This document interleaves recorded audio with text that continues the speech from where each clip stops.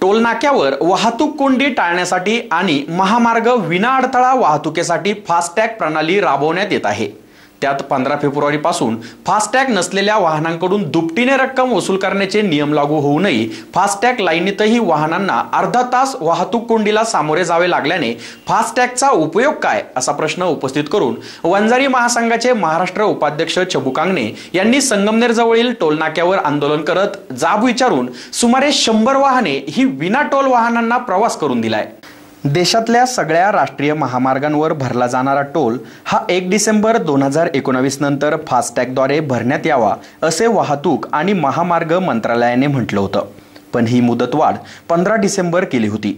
नंतर पुन्हा एकदा मुदतवाढ देण्यात आली, मात्र आता ही मुदतवाढ 15 फेब्रुवारी मध्यरात्रीपासून बंद झाल्याने फास्टॅग नसलेल्या वाहनांकडून दुप्पट रक्कम वसूल करण्याचे आदेश मिळताच सर्वत्र विना फास्टॅग वाहनांना दुप्पट रक्कम भरावी लागत असल्याने अनेक ठिकाणी टोलनाका कर्मचारी व वाहनधारकांमध्ये वादावादाला सुरुवात झाली।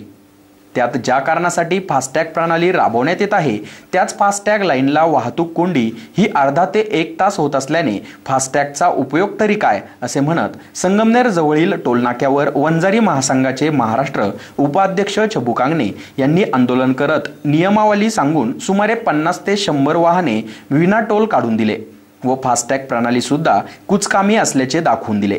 त्यांच्या या आंदोलनाची आता सर्वत्र चर्चा होत असून अनेकांनी त्यांचे आभार मानले। एससी न्यूज साठी संपादकीय विभाग।